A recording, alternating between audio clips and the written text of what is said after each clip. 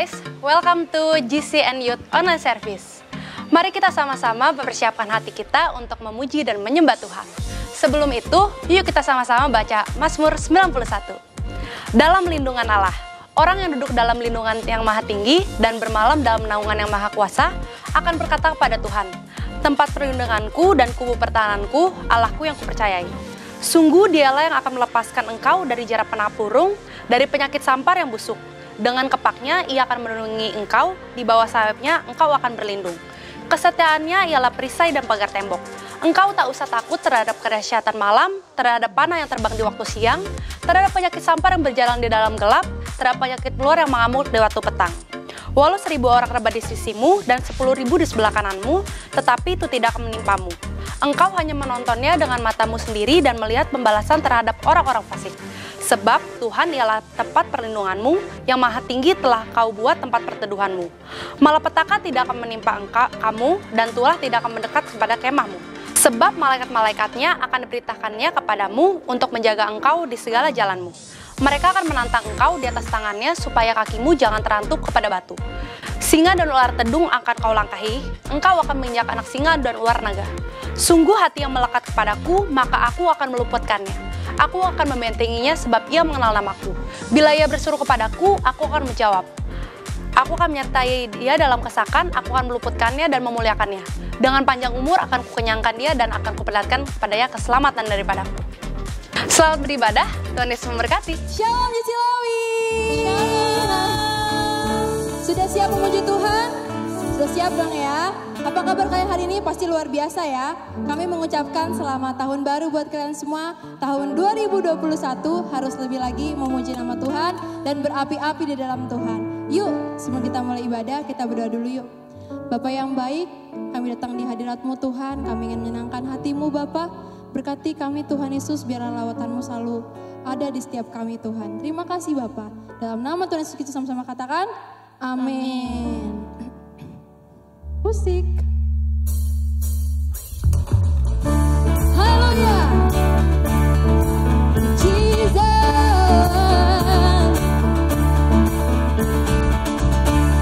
Tepuk tangannya dong.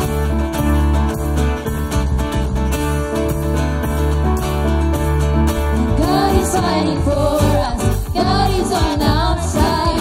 He has overcome. Yes, He has overcome. We will not be shaken.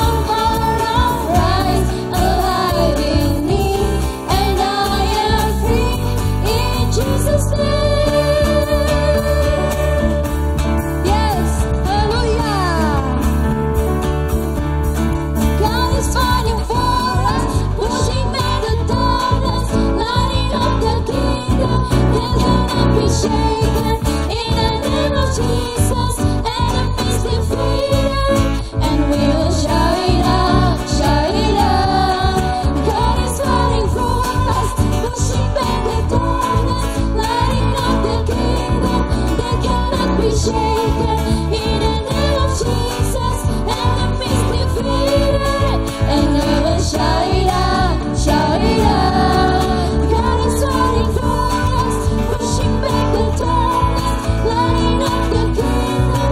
They cannot be shaken in the name of Jesus. Enemies defeated, and I will shout it out, shout it out. I will live, I will not die. The resurrection power of Christ alive in me, and I am free in Jesus' name. I will live, I will live, I will not die. The resurrection power of Christ alive in me, and I am free in Jesus' name. In Jesus' name. In Jesus' name. In Jesus' name. Haleluya. Beri kemuliaan buat Tuhan. Oh Yesus Tuhan, akhirnya kami mendatangi di hadirat-Mu Tuhan. Haleluya Yesus Tuhan. Yes, Tuhan Yesus. Haleluya Yesus Tuhan.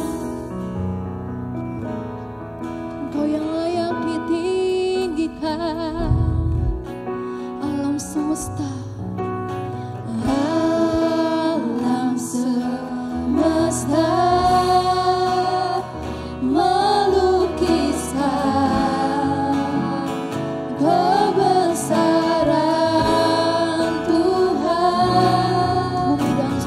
Bumi dan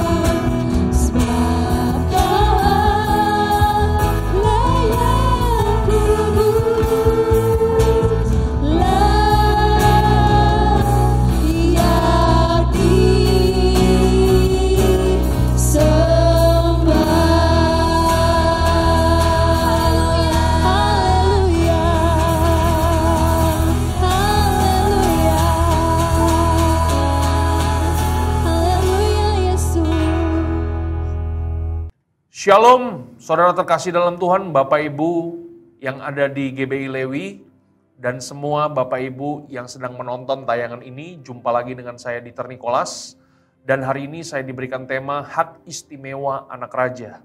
Mari kita bawa bahas. Kita buka Alkitab kita di dalam Yohanes 1 ayat yang ke-12, demikianlah firman Tuhan. Tetapi semua orang yang menerimanya diberi kuasa supaya menjadi anak-anak Allah, yaitu mereka yang percaya dalam namanya. Saudaraku terkasih dalam Tuhan, ayat firman Tuhan hari ini jelas berkata kepada kita, ketika kita menerima Yesus sebagai Tuhan dan Juru Selamat pribadi dalam kehidupan setiap kita, Dia memberikan kepada kita kuasa. Nah, kuasa di dalam Yohanes 1 ayat 12 ini, di dalam Alkitab Perjanjian Baru, dalam bahasa aslinya, dipakai kata exousia yang punya pengertian otoritas. Artinya ketika kita menjadikan Yesus sebagai Tuhan dan Juru Selamat dalam kehidupan setiap kita, Tuhan memberikan otoritasnya, Tuhan memberikan kuasanya, Tuhan memberikan exousianya dalam kehidupan setiap kita untuk saudara dan saya kemudian diangkat menjadi anak-anak Allah. Dan kalau saudara menjadi anak-anak Allah, berarti saudara berhak atas semua janji-janji yang Tuhan berikan untuk saudara alami dalam kehidupan saudara. Saya kasih contoh. Hari ini saya punya anak satu, Bapak dan Ibu. Dan suatu hari saya pergi ke sebuah panti asuhan dan saya ingin mengangkat anak yang ada di panti asuhan itu menjadi anak saya. Ketika saya ingin mengangkat anak itu untuk menjadi anak saya, berarti saya harus mengurus semua hukum, semua legal, semua data yang diperlukan supaya anak itu bisa menjadi anak saya. Dan ketika pemerintah negara kita memberikan otoritas itu untuk menjadikan saya orang tua dari anak tersebut, maka apa yang terjadi? Yang terjadi adalah begini, anak yang saya angkat tersebut berhak untuk menyandang nama Gunawan di belakang namanya. Berarti anak tersebut berhak menerima fasilitas yang saya punya. Berarti anak tersebut juga berhak atas setiap warisan yang saya punya ketika saya meninggal dunia. Saudaraku terkasih dalam Tuhan, itulah yang seharusnya terjadi dalam kehidupan setiap kita ketika saudara dan saya diangkat oleh Tuhan menjadi anak-anak Allah. Saudaraku terkasih dalam Tuhan, bicara masalah otoritas, otoritas ini juga bicara masalah identitas. Tuhan bukan hanya sekedar ingin menyelamatkan kehidupan saudara dan saya.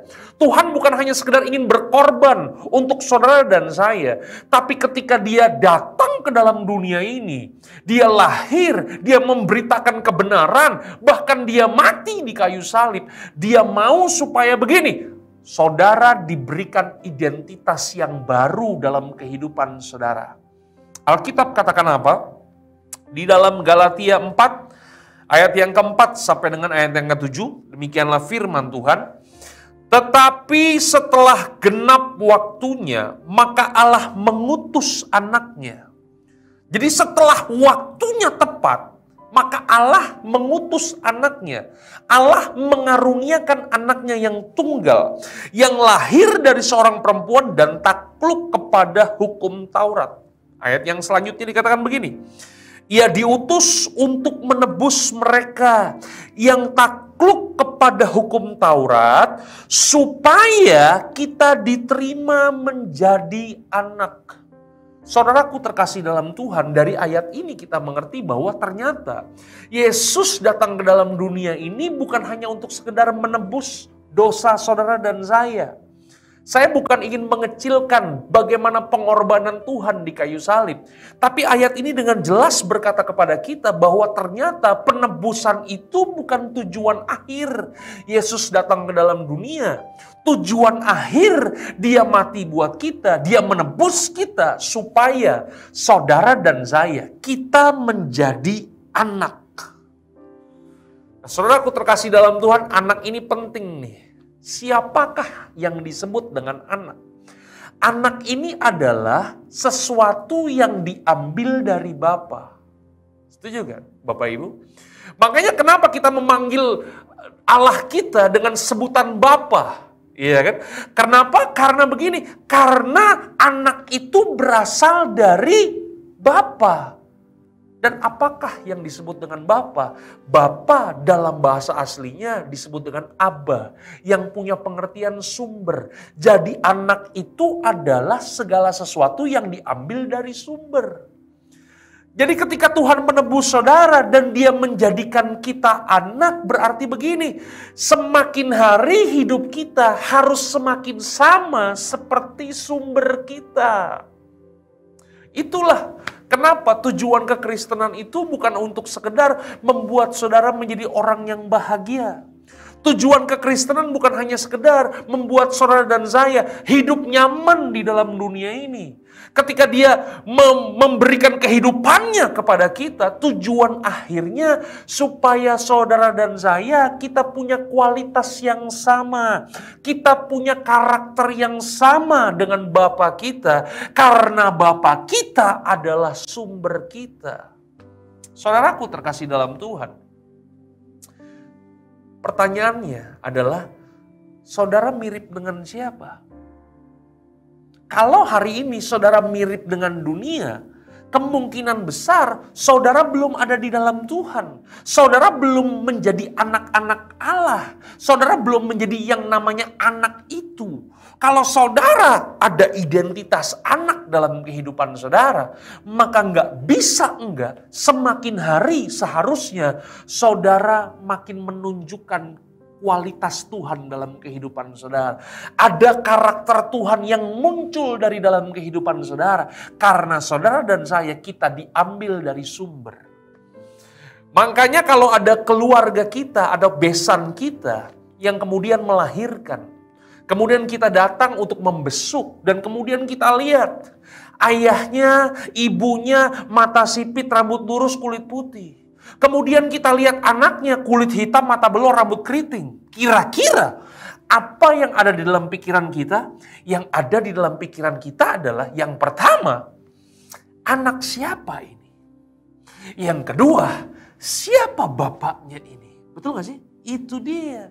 Makanya begini, kalau bapak dan ibunya kulit putih, mata sipit, rambut lurus, seharusnya anaknya juga serupa dengan bapak dan ibunya. Karena apa? Karena anak ini bersumber dari bapak dan ibunya. Begitulah dengan kehidupan setiap kita.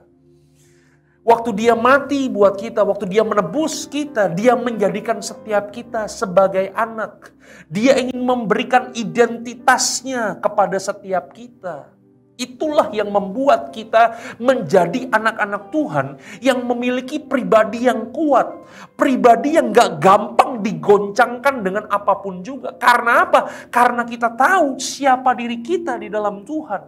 Pertanyaannya adalah begini Bapak Ibu. Bapak Ibu tahu nggak identitas Bapak Ibu, saudara-saudara sekalian di dalam Tuhan? Karena kalau kita nggak tahu identitas kita di dalam Tuhan, maka apa yang terjadi? Yang terjadi adalah begini, kita akan menjadi orang-orang yang nggak punya identitas. Kita nggak tahu identitas. Kita akan menjadi orang-orang yang bahkan krisis identitas. Dan apa yang terjadi dengan orang-orang yang punya krisis identitas? Makanya begini, hidup kita seringkali gak maksimal. Kenapa hidup kita gak pernah mengalami perubahan demi perubahan? Kenapa gak ada kualitas yang kita tunjukkan dari dalam kehidupan kita? Jangan-jangan kita krisis identitas. Bapak Ibu saudara terkasih dalam Tuhan, survei telah membuktikan bahwa semua masalah yang terjadi dalam dunia ini 98% karena orang tersebut nggak tahu identitasnya di dalam Tuhan itu siapa. Orang yang punya identitas yang kuat adalah orang yang nggak gampang tergoncangkan. Saya kasih contoh. Waktu Yesus selesai berpuasa 40 hari 40 malam. Dan dia ingin memulai pelayanannya. Saudaraku terkasih dalam Tuhan, Alkitab mencatat dalam Lukas pasal yang keempat. Di situ kemudian iblis mencobai Yesus. Dan perkataan yang perlu kita cermati dari iblis, iblis berkata begini, kalau engkau anak Allah, ubahlah batu ini jadi roti. Saudaraku terkasih dalam Tuhan, perkataan iblis yang perlu kita cermati itu bukan mengubah batu jadi roti. Tapi iblis menyerang identitas Yesus. Iblis berkata begini, kalau engkau anak Allah.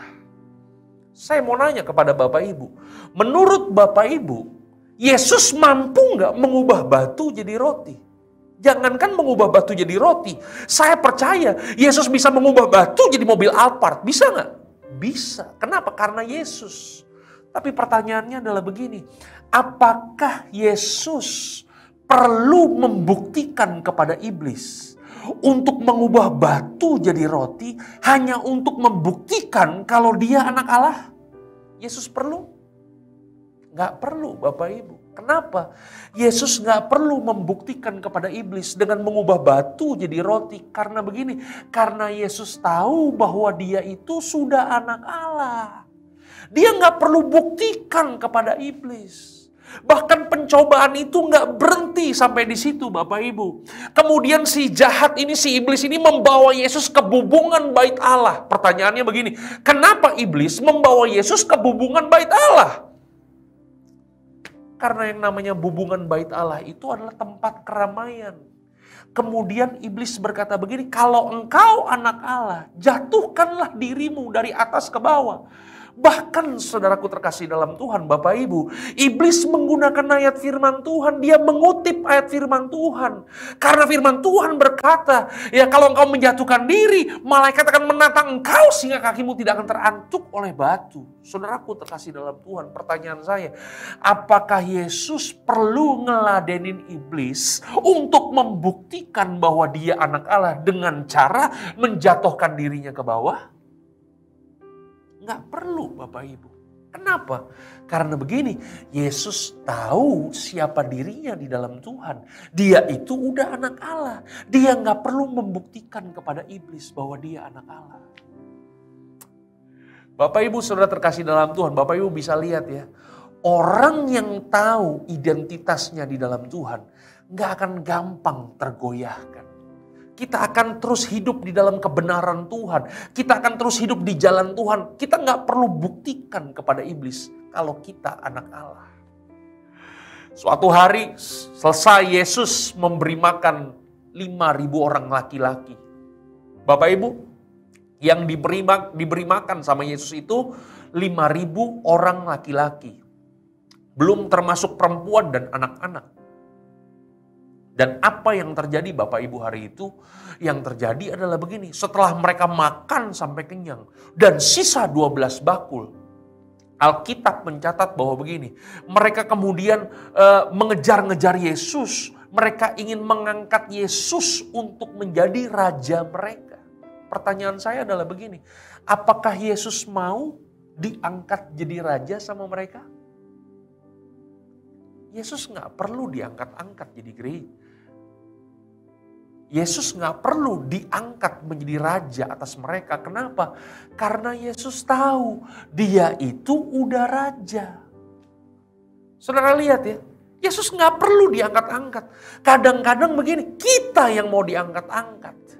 Makanya begini Bapak Ibu, banyak orang di dalam gereja haus kekuasaan.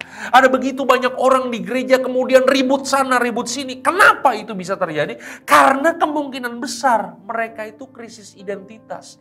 Orang yang punya identitas yang kuat nggak perlu yang namanya jabatan. Nggak perlu dengan yang namanya haus kekuasaan. Karena apa?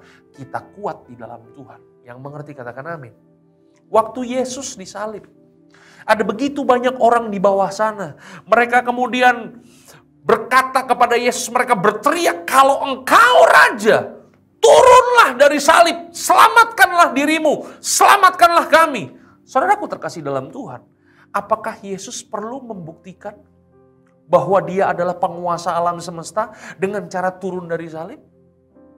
Menurut Bapak Ibu, bisa nggak Yesus turun dari salib? Menurut saya bisa. Tapi Yesus nggak perlu membuktikan semuanya itu. Karena apa? Karena dia udah tahu. Dia itu Tuhan. Dia itu Raja. Dia itu penguasa alam semesta. Dia nggak perlu buktikan kepada orang banyak. Saudara bisa lihat. Orang yang punya identitas yang kuat dalam kehidupannya nggak gampang tergoyahkan. Beda dengan Adam dan Hawa, Bapak Ibu. Ya. Waktu Tuhan menciptakan Adam dan Hawa, Alkitab mencatat bahwa begini, mereka itu diciptakan serupa dan segambar dengan Allah. Berarti begini, dari awal Tuhan menciptakan manusia, Tuhan menciptakan Adam dan Hawa, di dalam kehidupan Adam dan Hawa itu ada keserupaan dengan Tuhan. Kemudian apa yang terjadi? Kemudian iblis datang, kemudian mencobai Hawa. Dan apa yang dikatakan oleh iblis? Hawa, kalau engkau makan buah ini, engkau akan menjadi sama seperti Allah. Menjadi sama seperti Allah. Apa yang iblis lakukan? Iblis kemudian menyerang identitas dari Hawa. Dan apa yang terjadi? Waktu Hawa meragukan identitasnya di dalam Tuhan, Hawa ambil buah itu, dimakannya dan diberikan kepada Adam. Dan apa yang terjadi? Disitulah awal mula dosa masuk ke dalam dunia ini. Saudara lihat ya, orang kalau nggak tahu identitasnya di dalam Tuhan, saudara lihat akan gampang ditipu oleh yang namanya si jahat dan si iblis. Saudaraku terkasih dalam Tuhan, saudara dan saya, waktu kita menerima Dia sebagai Tuhan dan Juru Selamat, Tuhan berikan otoritasnya, Tuhan berikan exousia, Dia berikan kuasanya dalam kehidupan setiap kita untuk memberikan kepada kita sebuah identitas yang baru. Oleh sebab itu hari ini kalau saudara ada di dalam Tuhan, saya nggak peduli apapun masa lalu saudara. Mungkin masa lalu saudara adalah orang yang jahat, saudara penipu, ada yang pembunuh, ada yang narkoba. Siapapun masa lalu saudara, apapun status saudara, percayalah bahwa begini, di dalam Tuhan saudara menjadi ciptaan yang baru. Yang lama sudah berlalu, sesungguhnya yang baru sudah datang. Dia berikan kepada saudara dan saya sebuah identitas yang baru. Identitas yang kalau saudara pakai dalam kehidupan akan membuat saudara kuat di dalam Tuhan. Alkitab katakan apa? Di dalam Lukas 15 ayat yang ke-25. Saudaraku terkasih dalam Tuhan, ini kisahnya perumpamaan tentang anak yang hilang. Ya. Dan hari ini kita mau berfokus kepada anak yang sulung. Saudaraku terkasih dalam Tuhan. Karena anak yang sulung ini bicara soal orang-orang yang ada di dalam gereja. Orang-orang yang ada di dalam lingkungan rohani. Ada di dalam Tuhan. Mereka yang disebut orang percaya itu digambarkan dengan anak sulung. Ayat yang ke-25. Dari Lukas 15 katakan apa? Tetapi anaknya yang sulung berada di ladang. Dan ketika ia pulang dan dekat ke rumah, ia mendengar bunyi seruling dan nyanyian tari-tarian. Lalu ia memanggil salah seorang hamba dan bertanya kepadanya, apa arti semuanya itu? Ayat yang ke-27, jawab hamba itu, adikmu telah kembali dan ayahmu telah menyembelih anak lembu tambun karena dia mendapatkannya kembali dengan sehat. Saudaraku terkasih dalam Tuhan, kakaknya ini kemudian mendengar bahwa adiknya yang telah hilang ini telah kembali ke rumahnya. Seharusnya sebagai seorang kakak, dia mengalami kebahagiaan. Dia mengalami sesuatu yang istimewa, yang spesial. Kenapa? Karena adiknya yang telah lama hilang kembali ke rumah bapaknya. Dan ayat yang selanjutnya katakan apa? Maka marahlah anak sulung itu dan dia tidak mau masuk. Kakaknya ini, anaknya yang sulung ini kemudian ngambek Bapak Ibu. Lalu ayahnya keluar dan berbicara dengan dia. Perhatikan baik ayat 29. Ya. Tetapi ia menjawab ayahnya, katanya, telah bertahun-tahun aku melayani Bapa dan belum pernah aku melanggar perintah Bapa. Saudara, anak yang sulung ini keren gak? Anak yang sulung ini sangat luar biasa. Dia telah bertahun-tahun melayani bapaknya dan belum pernah melanggar perintah bapaknya. Ini anak yang sangat taat, anak yang luar biasa, anak yang sangat hebat. Tetapi katanya, kepadaku belum pernah Bapa memberikan seekor anak kambing untuk bersuka cita dengan sahabat-sahabatku. Saudaraku terkasih dalam Tuhan, dari ayat-ayat yang baru kita baca, kita belajar apa dari sini? Kita belajar ternyata begini, anak yang sulung ini adalah seorang anak. Tapi mentalitas anak sulung ini bukan mentalitas anak. Mentalitas yang dimiliki oleh anak sulung ini adalah mentalitas budak. Saudaraku terkasih dalam Tuhan, saudara tahu apa itu budak? Budak itu adalah begini, orang yang bekerja untuk mendapatkan sesuatu, itu namanya budak. Saudaraku terkasih dalam Tuhan, ayat firman Tuhan ini mengindikasikan bahwa ternyata anak sulung ini gak punya identitas sebagai anak. Kalau dia memiliki identitas anak, ketika dia bekerja buat bapaknya, dia gak perlu mengharapkan apa-apa. Karena apa? Karena kepunyaan bapak adalah kepunyaan anak tersebut. Oleh sebab itu ayat 31 kata ayahnya kepadanya apa? Dengan sedih ayahnya berkata begini, anakku, engkau selalu bersama-sama dengan aku dan segala kepunyaanku adalah kepunyaanmu. Saudaraku terkasih dalam Tuhan, hari ini Tuhan telah memberikan sebuah hak yang istimewa kepada kita. Dia memberikan kuasa, dia memberikan otoritas, dia memberikan exousia, dia memberikan identitas yang baru dalam kehidupan setiap kita sebagai seorang anak raja.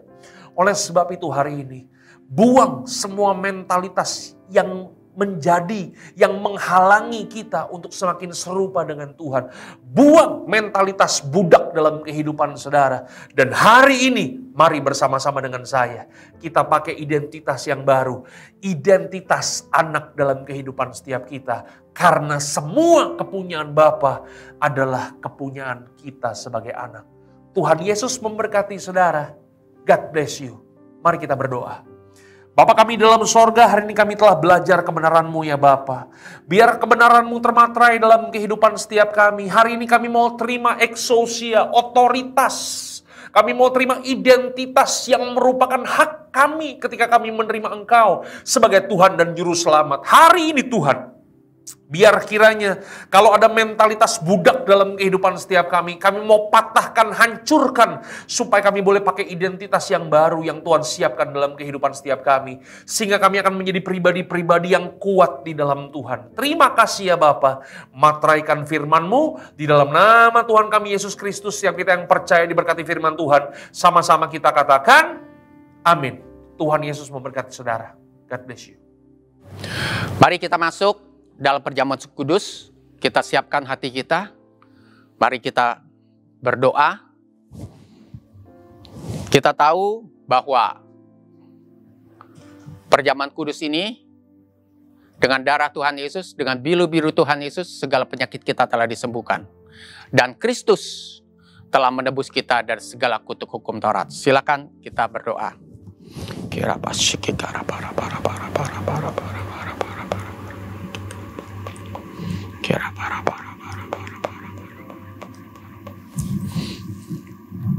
Sebab apa yang telah kuteruskan kepadamu telah aku terima dari Tuhan. Yaitu bahwa Tuhan Yesus pada malam waktu ia diserahkan mengambil roti. Mari kita angkat roti di tangan kanan kita tinggi-tinggi. Dan sudah itu ia mengucap syukur atasnya. Ia memecah-mecahkannya dan berkata, inilah tubuhku yang diserahkan bagi kamu. Perbuatlah ini menjadi peringatan akan aku. Bukankah roti yang kita pecah-pecahkan adalah persekutuan dengan tubuh Kristus? Amin. Mari kita makan dengan iman dalam nama Tuhan Yesus.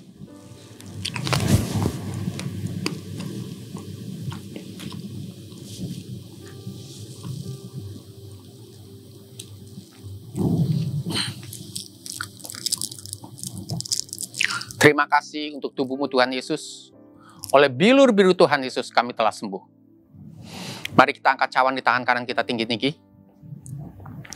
Demikian juga ia mengambil cawan sudah makan lalu berkata, cawan ini adalah perjanjian baru yang dimeteraikan oleh darahku. Perbuatlah ini setiap kali kau minumnya menjadi peringatan akan aku. Bukankah cawan yang atasnya kita ucapkan syukur adalah persekutuan dengan darah Kristus? Amin. Mari kita minum dengan iman dalam nama Tuhan Yesus. Terima kasih darah-Mu Tuhan Yesus. Oleh bilur-biru Tuhan Yesus kami telah sembuh. Mari ucapkan syukur pada Tuhan. Terima kasih. Terima kasih Tuhan. Terima kasih Tuhan. Terima kasih, terima kasih, terima kasih, terima kasih, terima kasih, terima kasih. Terima kasih, terima kasih, terima kasih. Mari kita angkat kedua tangan kita. Bagi yang alami sakit penyakit, bisa letakkan tangan kiri di tempat organ tubuh yang sakit.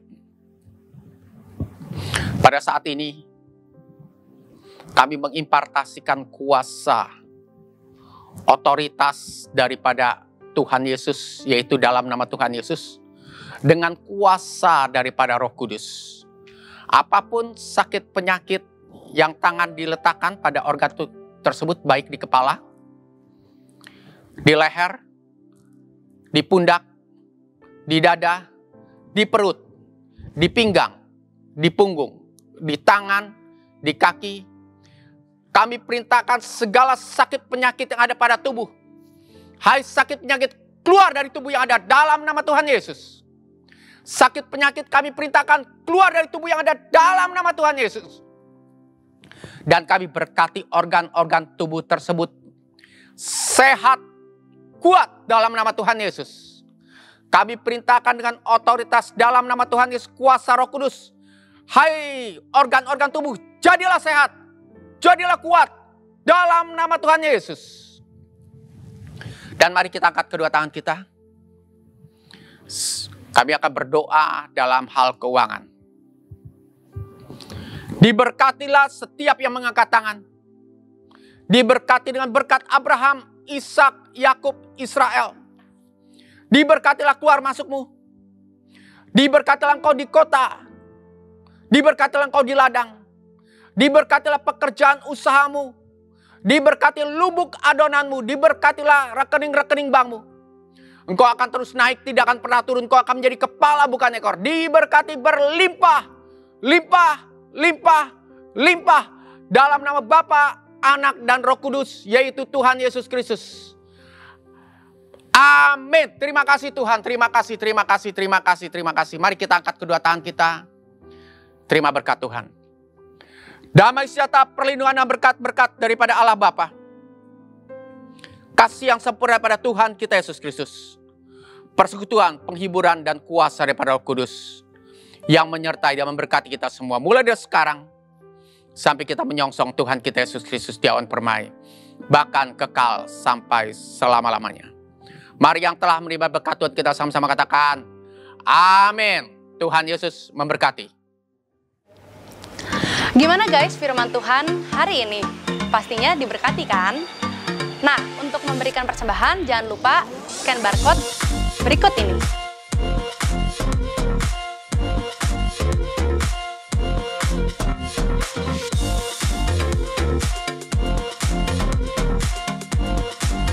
Sampai jumpa di ibadah GC Youth minggu depan. See you and God bless you.